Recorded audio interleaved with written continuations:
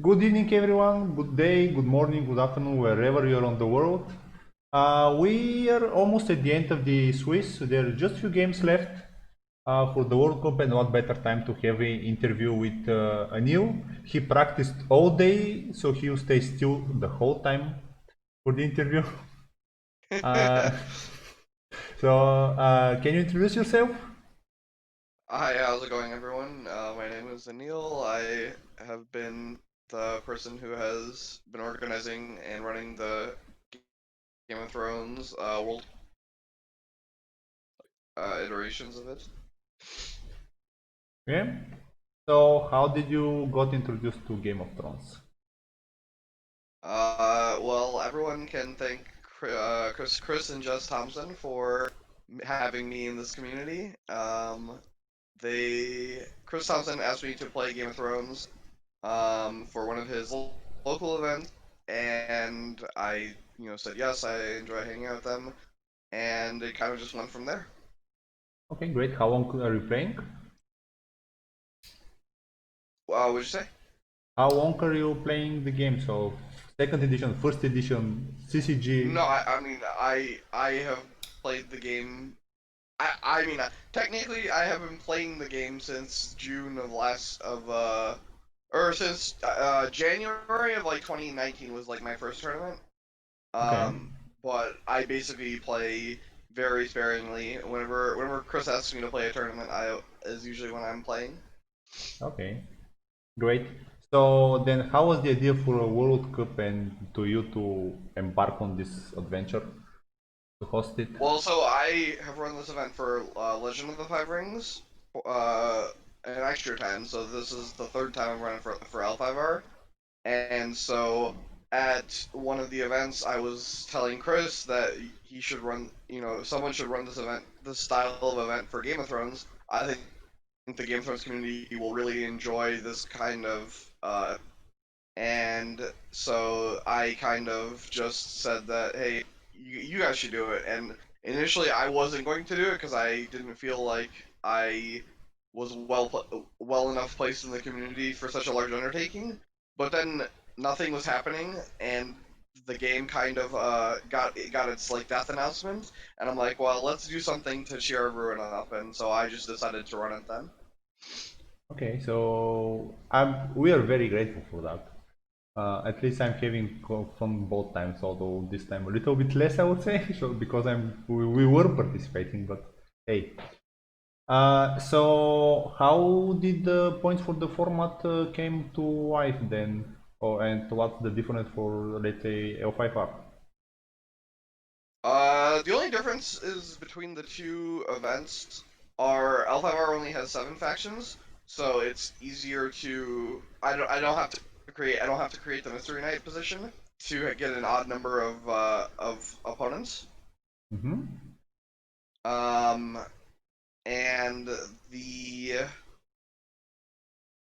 that's about it really. That's the only difference. It's both still have one faction per player, with all the factions represented, and also it's still countries. All that stuff is the same.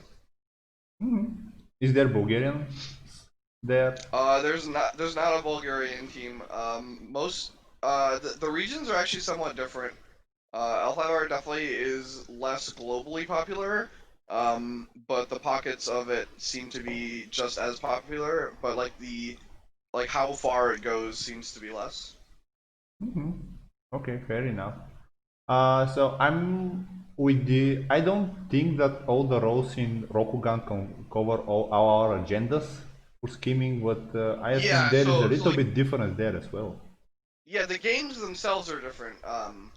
The the diversity in decks and stuff is definitely less because just because there's less cards and the game has been out for less, and the way the game is designed is just not that same level of deck building.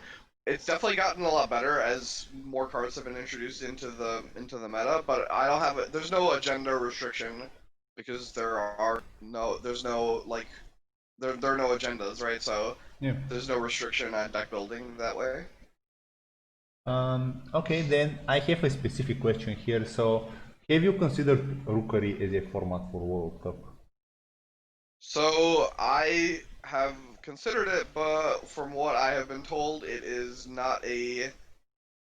uh, it was not a super well received format, and so I was kind of, I guess maybe I didn't want to do it if people weren't going to enjoy it, I guess. Okay. I mean, I think that the World Cup and all the flexible things, it's a good place for it. That's at least my opinion. But in general, yeah, it's not very well received because it's very complex. Also, it's best of one, so it Well, also, encourages scouting. That's the thing, or it helps only the very very good players where when they see and see a house and agenda, and then okay, so this is having this, so I need X amount of stuff for this matchup, for example. well, Uh, also, Rookery in the World Cup format I think is actually bad because it um it like the deck list is there for you, so like you basically get to pre-sideboard. hmm I mean, that's not a And bad thing. So you have I like mean, a. why even have locked deck lists, right? Like we could just I the mean, whole I point of the locked deck list is so people don't tech, right? yeah. Well, the thing is that yeah, actually, maybe you're right. You've put more thought into this than me. I was just sad that there were matchups that if I switch like two things in my deck, it would look better because I faced twice Martel Wolf with Maesters, and that's a terrible matchup. Yeah, I mean, like, so you like in terms of matchups, everyone submits random um random styles or random numbers, right, for their setup, and so Mhm. it's definitely not gonna be perfect, but it's still random, right? So all you have to do is like if you do have if you do have a bad matchup that is a you think is going to be prevalent, maybe you should consider uh teching for it. But generally speaking, decks the World Cup format is really cool, but it's also not perfect. So there's definitely some flaws, like you have pointed out in terms of what like how it plays. Yeah, definitely enjoyed it. So, did you expect the? How did you expect our meta to react to the World Cup idea? What did you face with it? I know there was this year was Latvia, last year not Latvia but Andorra, Catalonia. Last year it was USA team 1, 2, and 3. Well, so that was yeah that most people have been reasonable. Honestly, I probably would not have allowed the Catalonians to play, but the community wanted them to play, and also I let them play last year, so that was the big reason that I did allow them to continue playing. Um, I don't know the way I see this event, like this event is very specifically a country's like event. Like so, if you don't want to do that, then like other people could run their own team events, right? Like I feel like people kind of want to play the World Cup, but they want to play it in the way that they want to, not the way that I want to run it. So it's sometimes it's sometimes very annoying. You know what I mean? Yeah, I can understand that. So, what changed this year in your approach to the World Cup? I mean, obviously the big change I had to do was I had to create a new balance. I had to create a balance thing, right? Because there was not one. Mm-hmm. So that was the biggest change. Everything else I literally just brought over. I ported it over. Yeah, but this year we have the limitation of agendas, etc. Oh right, yeah. I forgot I didn't do That's that last that's time. the That bigger thing I think in general. I yeah, mean, ban I and would restricted agree. list has always been with us, so we are used with it. But the Yeah, so the agenda limit was brought up last year by some of my friends. They were just saying how if you limit the agendas, because they're like the agenda spread is just so low because of the number of agendas that were so powerful, and Mhm. this also like it makes it so you want your deck builders to be there, right? Like you want to encourage the deck builders of your country to come and help you guys build. You know what I mean? Oh, yeah, definitely. As someone who was involved in building 9 decks, definitely. So how was the banning the idea to ban cards conceived? Was it basically based on the ODR stats or based on the community feedback? So the decision to ban cards stemmed from the fact that L5R has received a banned list in terms of like cards like we got cards banned from our card pool, and so I thought that was actually a Really? reasonable approach. Yep, the L5R has a ban list. I did not know that. Yep, so there are cards that are banned, and then there are cards that are restricted. Um, so having cards banned is easier because it lets you free cards off the restricted list, like cards that are strictly on the restricted list solely because they have an interaction with another card. Obviously, there are other ways to do it, like you could do pods. Like there's a lot of ways to handle stuff like that, but realistically, I just it's just easier to do bans for me because I don't have to worry about it as much. Mm-hmm. And then so after that happened, I then went to um yes, I did the ban list and then I went. I'm trying to think of what I went to after that. Oh yeah, I remember. I went through and looked at all the cards that I decided needed to be banned, and I kind of did it based on community feedback, and there was also data from we just had the World Championship.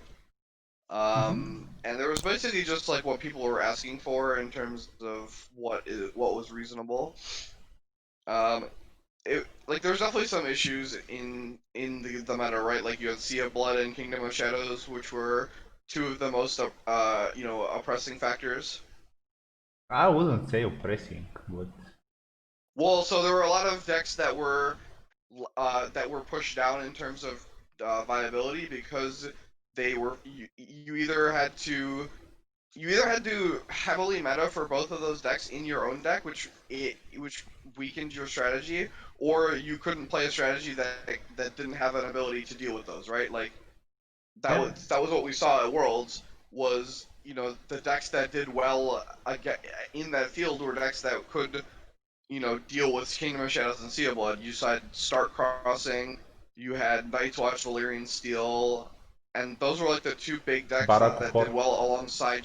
Barracohor, yeah, because of King Plot, and also Barring. So like the meta was definitely very warped, right? Like every single deck was like double Barring. Yeah. I hate that bot, and but I hate shadows because brought it to the face because it ruins my fun. As Yeah. we talked with you about it, but we'll get to that later. So then after that, what guide you to the restricted list? Basically, the restricted that was the one from FFG, which was, let's say, terrible almost. And then I know you talked with Hano, so how that conversation went? Yeah. So I the restricted list came about by taking the official one that was their last released one Mhm. and going from there. What on here is good, bad. What can I how can I make a fresh how can I make it fresh and better? And so I discussed with Hano. I have asked.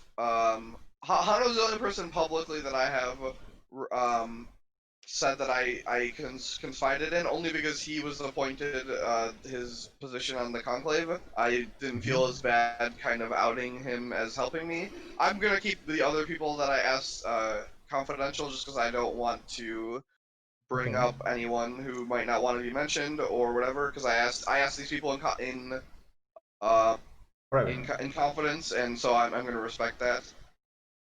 fair. But I mean, I have definitely asked a lot of people for their opinions. A lot of well-respected in the community people that I know gave me really solid feedback. Um, I just like basically the first thing that I did when I went to the restricted list is I was like, what can I free? Like what cards are on the restricted list that shouldn't be here? Like the first card that jumped out to me was Hightower, and it was just like Hightower in and of itself is not a problem. It's strictly on the restricted list to separate it from Mace. And so I'm just Mm-hmm. like, if I just ban Mace, I can just give Hightower back, and no one cares. You know, all of these cards like Core Viper, Tower of the Sun, all these cards were literally on the restricted list for combo. And I'm just like, well, if I just kill all of the combo cards, then I don't have to worry about half these cards, and I can just remove them. Mm-hmm. And so it kind of just went from there, where I started by killing combo. I talked to Pablo specifically for the combo killing. I'm just like, hey, did I miss any interactions? Him and Jake Platt really helped me make sure that I didn't miss anything.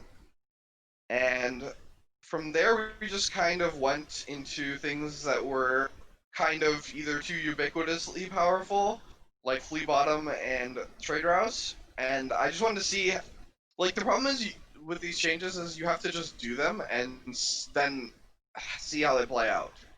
So like, if you do something and then you realize that hey, maybe this wouldn't be so bad in how the meta shakes out, you can then like release it back. So I find it easier to do more in the beginning and then kind of lessen it down as you get more data was the approach that I did. So like all the ubiquitously powerful neutral cards I hit, all of the two agendas that everyone hates I hit, and I'm super happy that I did.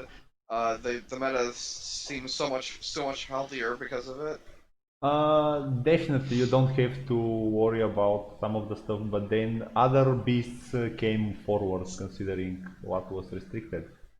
Yeah, And sure. So just like this, another reason to run this event was I didn't know what the Conclave was going to do for their balance list. So this is a good way to give them data on what yeah. happens if X is free or X is banned or X is Mm, if X is unrestricted, right? Like if you just give them data that hey, if King Sea of Blood and Kingdom of Shadows are dealt with, these are going to be the problems, right? Like that is data for them to then be able to use and move forward with. yeah.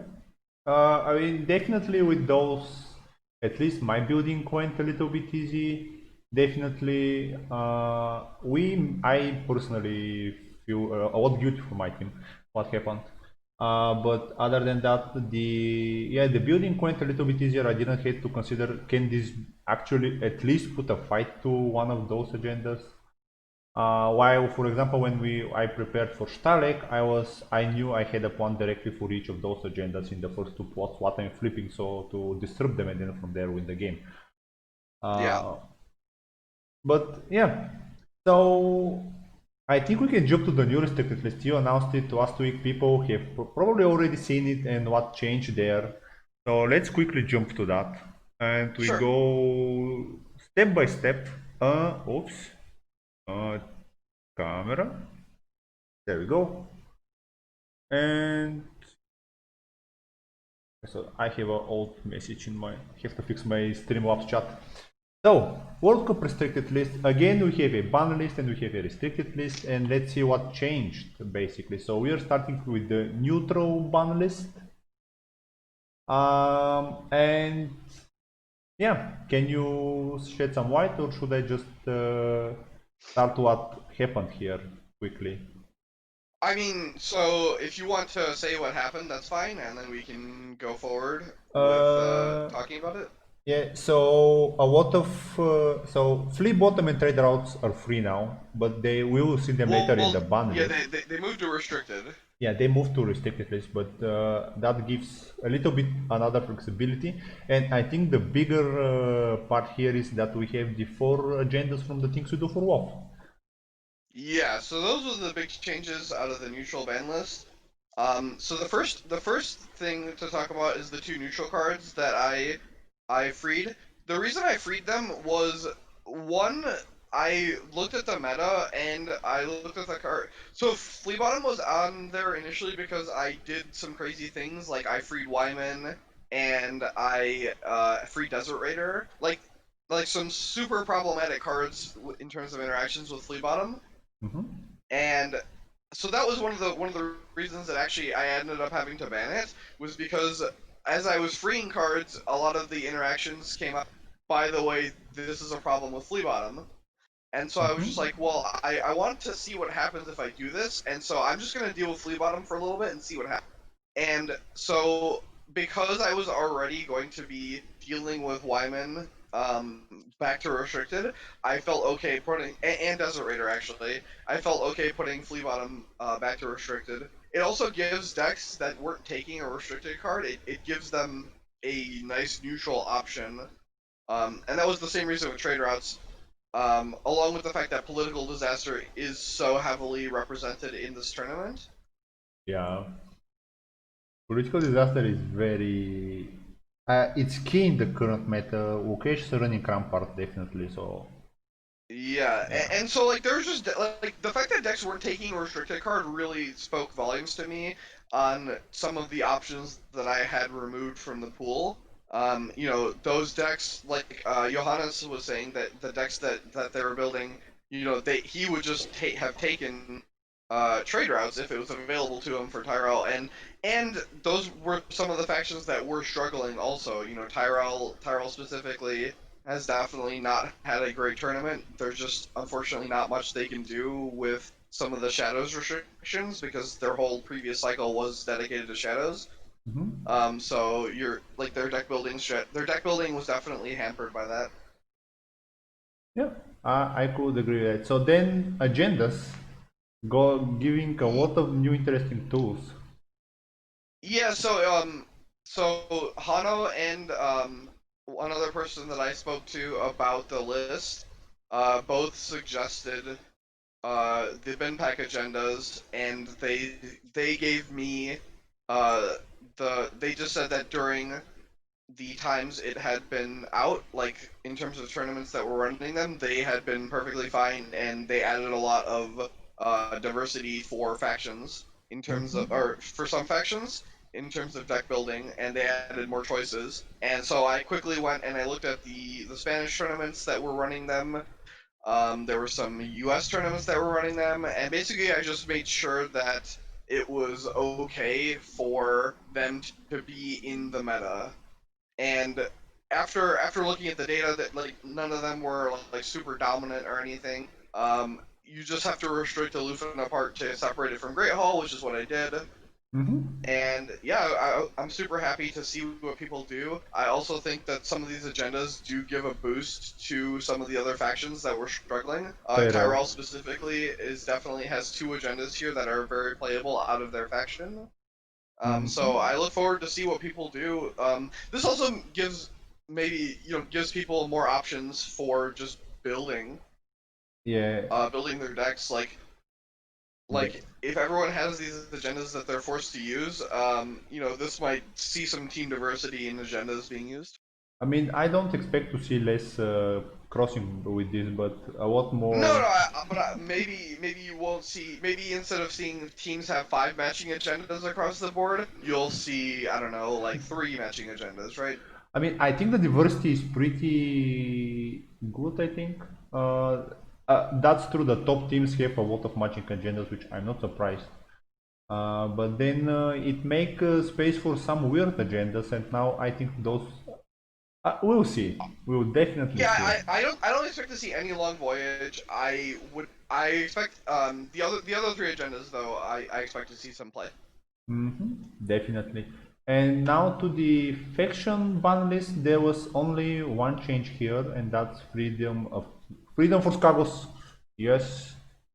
Yeah. So this this change um this change had to do with the fact that I wanted to deal with Wyman Mira interaction.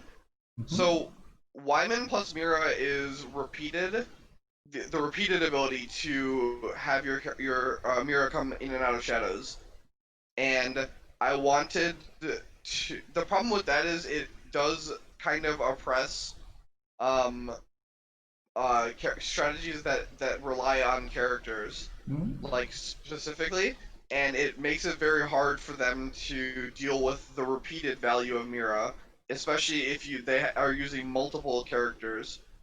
Um, Whereas now, Skagos plus Mira, if that is what you choose to take, A, you sacrifice the ability to have Wyman, and then B, if you do get a repeated way to put Mira into shadows, but you can only do it once per turn without other cards. I think the thing here will be a little bit different that what you're thinking. So Scavus is not used for Mira. Scavus is used for complete different reasons. Well, I'm I'm current. aware of that. I'm aware of that, but also like you still like it still is a sacrifice for Mira. Uh, yeah, but now Scavus is not on the restricted list. He is completely free, so you get Scavus Mirror, Scavus Weiman. Yeah, yeah. So if you, I mean, I expect most people to take Skagos Wyman, which is fine. I mean, I don't think Skagos Wyman is more powerful than Skagos or than Wyman Mira. So I'm I'm I'm fine with what Stark has to play with. You just can Oh never yeah. give them all three of those cards together again. Is really, it's just the position that they're in. Yeah, I completely agree with this. But then again, the way when I see Skagus free, my mind goes to Wart and Ramsey like three times in the face with we were Mandalay. So we'll see what the teams will do with it. But definitely, it's Yeah, an so the thing is, if interesting you free card. take Ward, well, if you take Ward, you can't take Wyman, right? So Yeah, you don't I need just think Wyman then. Wyman is better than, yeah, I just think Wyman is better than everything else. Um, and the thing is, I do think Skygos opens up some other potential deck possibilities for Stark, because like all we're seeing really is Stark crossing with like a couple Stark fealty, and the ability for Stark to maybe play attrition or something is something that I'm excited to see. And Skagus is the way to show that, so definitely. Now, quickly, neutral restricted list. Not a lot of changes here, but we have three new restricted cards and we just talk about them. We moved from banned to restricted and we have flea bottom, trader out and a wolf here, and everything else here is like still here, still good, reason to be Yeah, there. like there were some I don't know. We were talking about trying to see what could be removed or trying to give power to certain factions. Breaking ties. Um, Breaking Ties was the card that was suggested, but we quickly nixed that. Breaking Ties. If I free Breaking Ties, it's just ubiquitous. It also benefits certain factions more than others because not every faction has the cheap loyal characters. Um, And and then flea I bottom. yeah, and the fact that I free Flea Bottom is the other problem. Mhm. Um, yep. So definitely nothing to cover here. I mean, Breaking Ties is my favorite, one of my favorite cards. So I would always love to see it free. Been running it for like was to Stalex. It's always been Breaking Ties my restricted card. So yeah. But everything else makes sense. I think Trader Out will give a little bit boost to the few shadow decks that we have, and all of them are very good, very amazing. To in my honest, the few that I saw at least, I think Wolf and Apart will be like fealty, but with one more reduction. That's how it looks to Yeah, me. basically. Yeah, and then good old flea bottom. So, next we have faction restricted list and we go Baratheon, Greyjoy and Terrell. Nothing changed here. They all are the same. Wasn't Barak Kohor just proving that it maybe needs a little bit more No, it flair? wasn't. I actually think Barakohar is very underperforming in terms of its representation and its win percentage.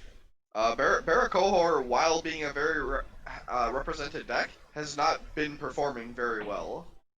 I haven't looked the last two rounds of data, but okay, maybe. I mean, like it's not putting up the numbers that Builders or Martel Wolf or um what was the or Park Valerian Steel are putting up.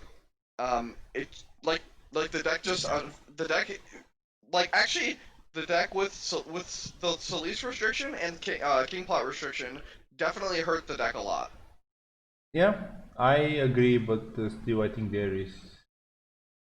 I personally do not see Barracohor as so overperforming and so dominant that they would have needed another piece. Mhm.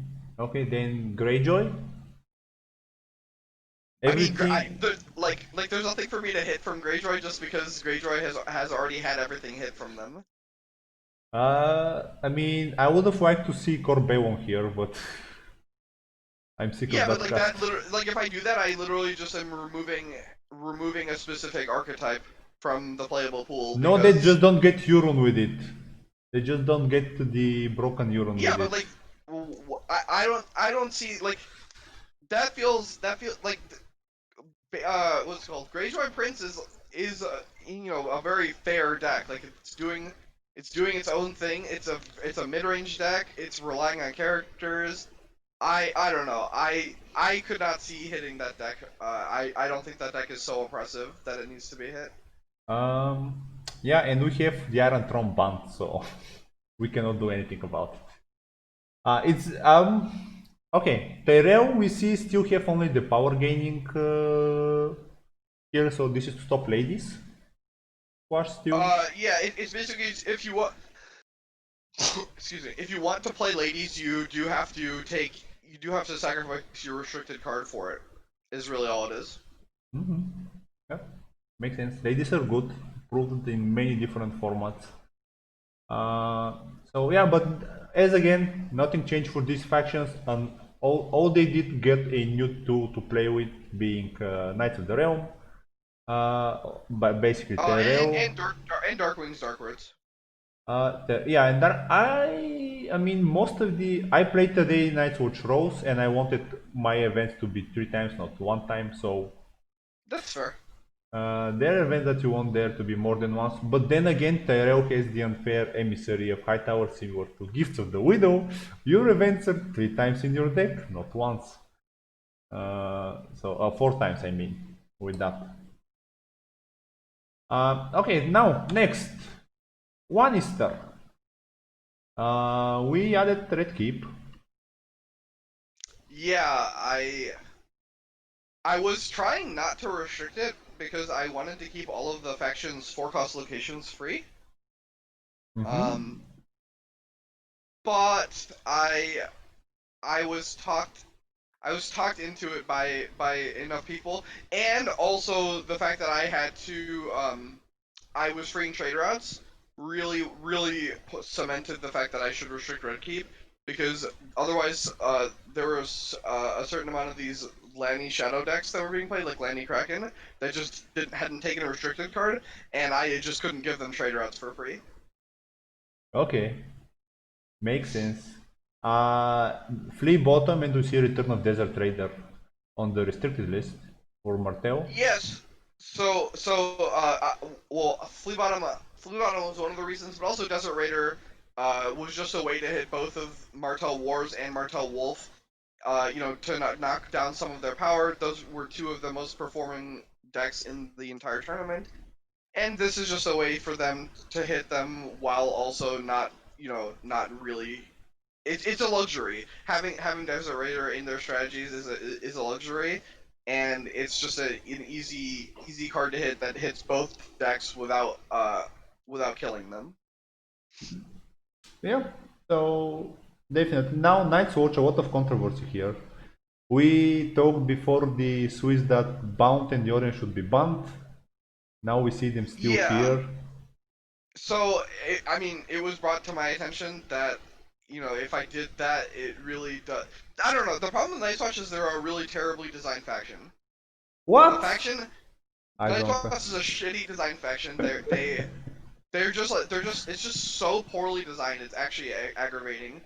The problem with Night's Watch is all of they have like 3 themes, and their cards for those themes are either unplayable or just hilariously overpowered. Uh, and here we see only one team hit, basically. Well, yeah. So I needed to hit builders in a way that also didn't like kill the deck.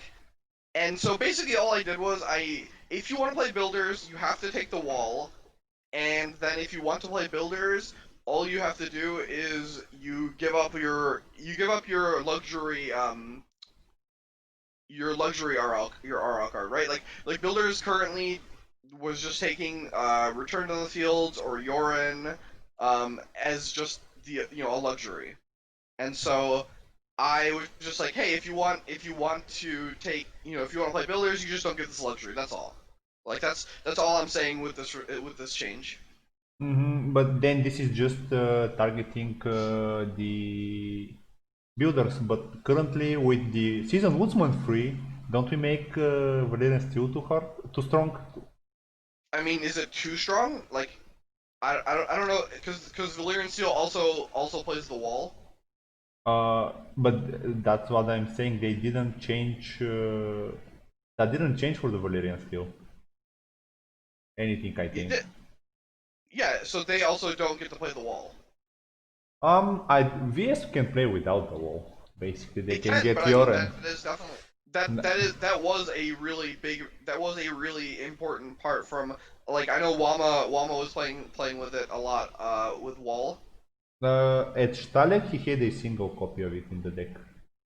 And So, yeah, I mean I saw like decks at Worlds that were playing multiple copies of the wall as just like an alternate win condition.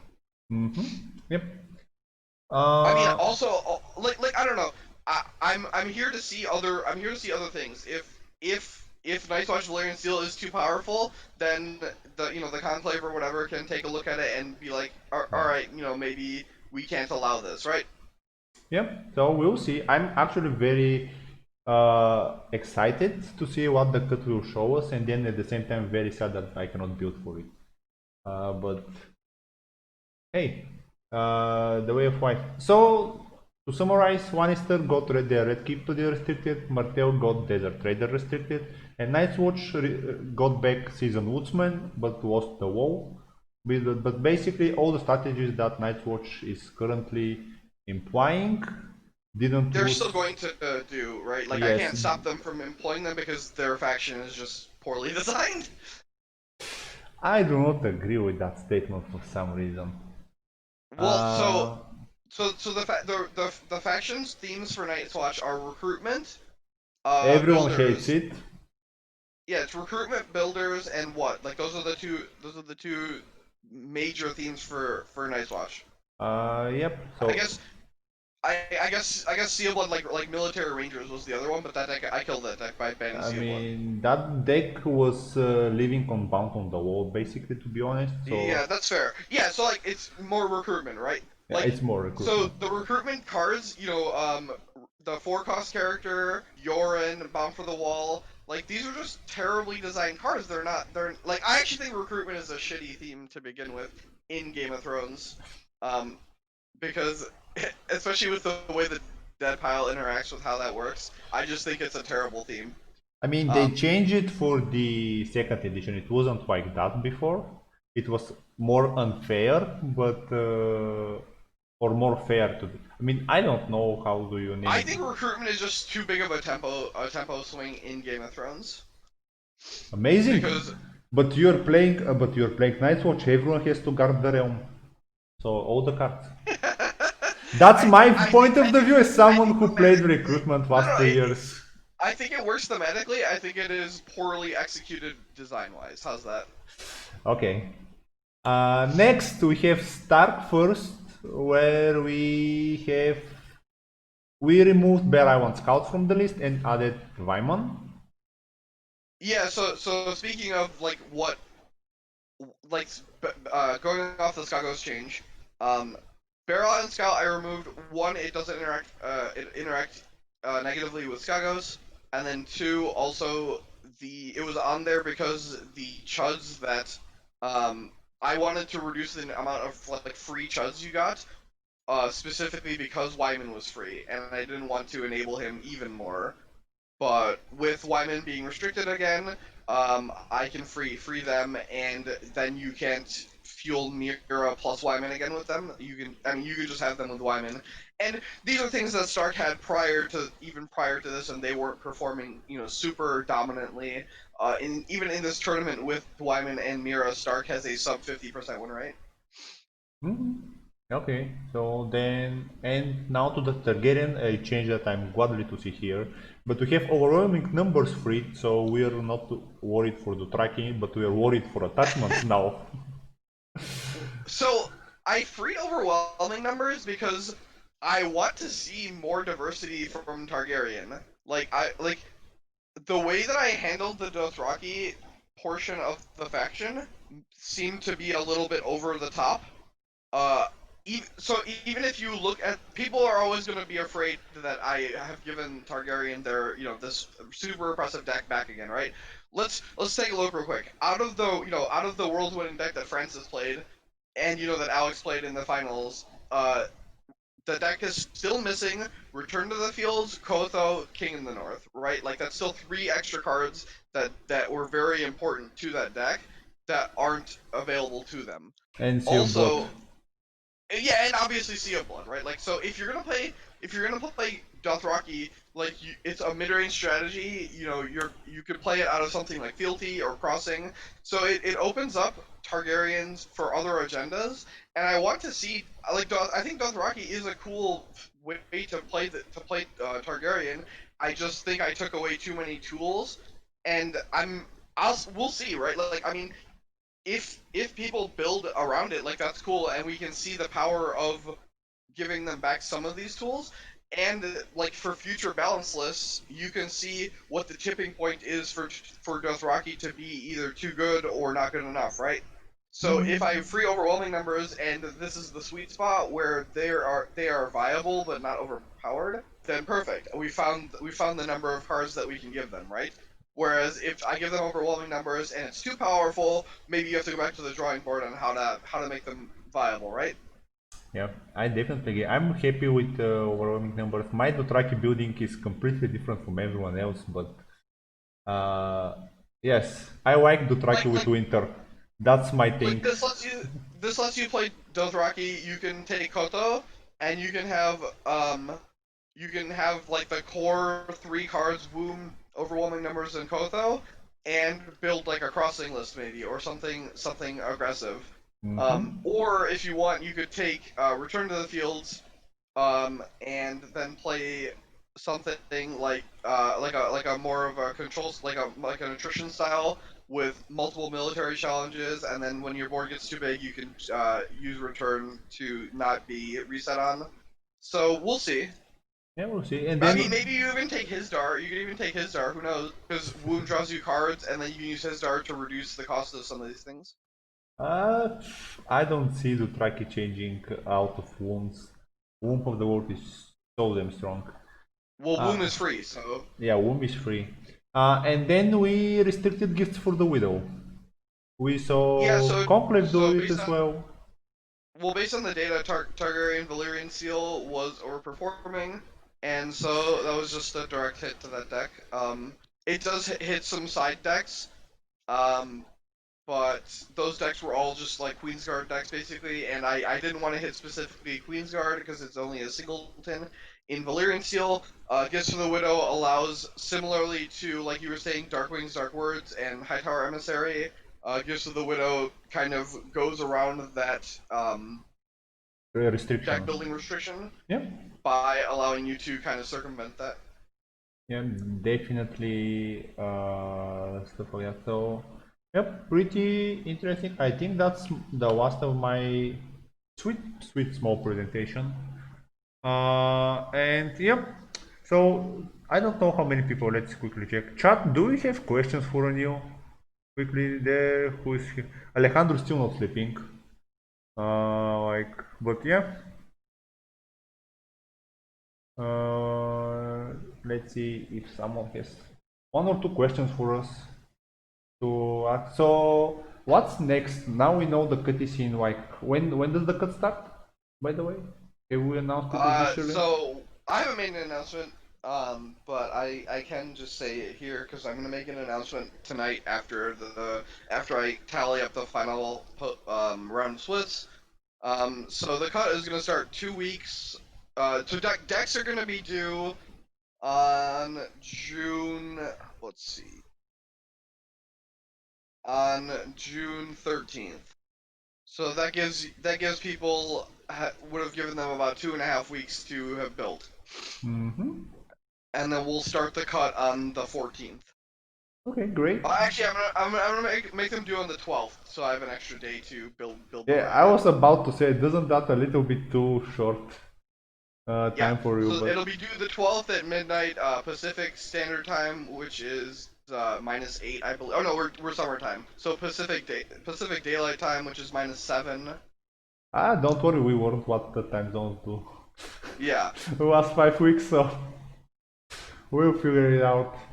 yeah. So it'll be due exactly the same time as it always is, midnight on Pacific Time, and it'll be due Friday. Uh, I personally think that negative play experience should be a factor if and only if you do it for the entire card pool. Like, if you are setting the stance that negative play experience as a balancing thing for the card pool is something you want to balance around, that's fine. If you only pick and choose certain things that are negative play experience, it's too subjective to what the people who are doing the balance list find negative or the community finds negative. Like, not everyone in the community is going to find certain things negative to play against. Some people obviously are going to find them positive because they want to play those things. And so you either have to do it's an all or nothing kind of approach when it comes to negative play experience because of how subjective it is. I agree on the negative part.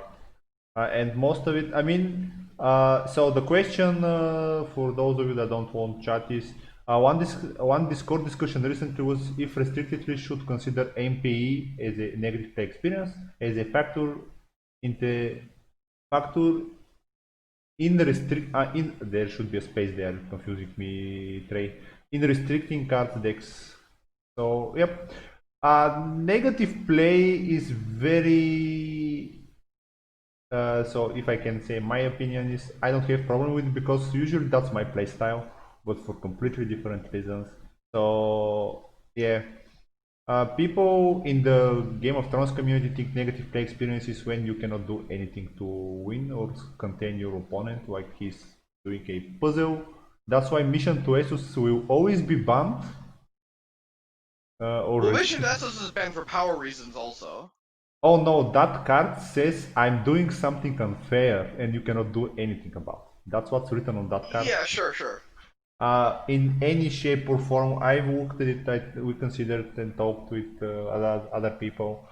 So yeah, for me personally, that card, the moment it went, it said I'm broken, just have to find the smart people to break me. And I have like 3 melee decks that just win in marshalling, like doing fair stuff, like 3 people are watching you for 15 minutes.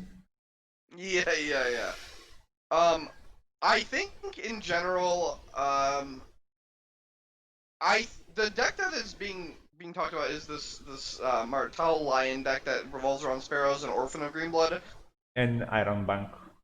Yeah, I honestly just need to see more data on it. Is I guess is my point. Think that I think that there is a possibility that it is too powerful plus too negative. Like, it might not be the most powerful, but if it is powerful and negative, that is definitely a double factor in terms of balancing around it. I just have not enough data, and B, like, it just didn't win every round in. It didn't win every round it played in Swiss, so I find it hard that it is too powerful. Yeah, then we have to start restricting the German players. I Uh, mean, we'll see, right? Like yeah. this is just more data, is how I'm viewing I it. mean, currently only Um, one player is playing it, and he conceived the deck. We see him play it at, I would say, Dance, or I don't remember where we saw Yotam play the same deck.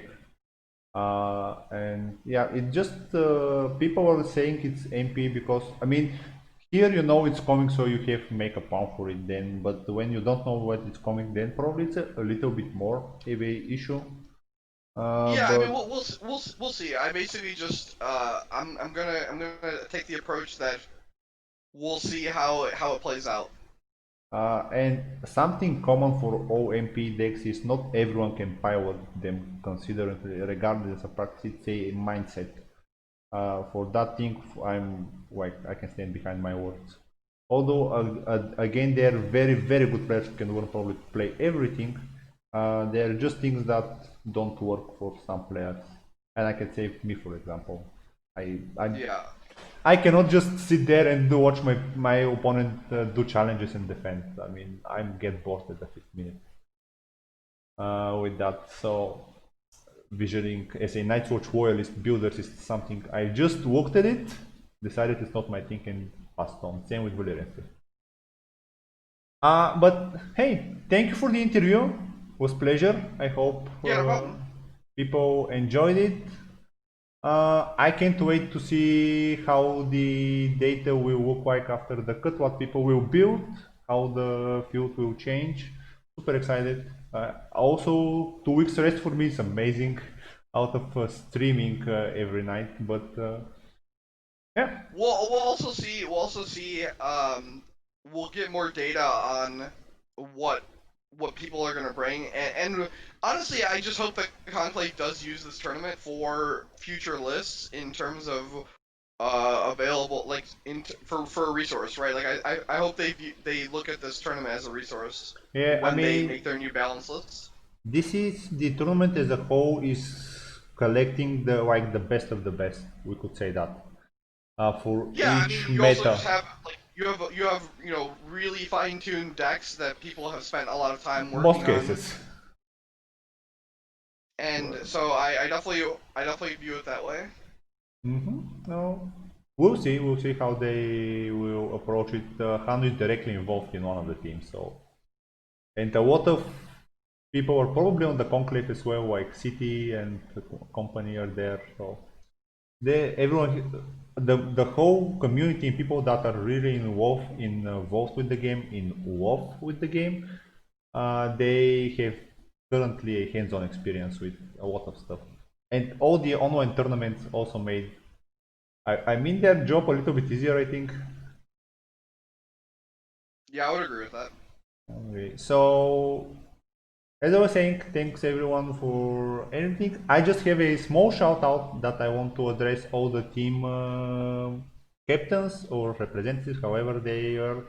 I want to thank them all for the interview that we did. It was amazing. And for the cut, please fill in the calendar thingy, even if it says it's a thing, it helps me, for me at least, greatly to see and make a schedule like day ahead. That helps me for my streaming.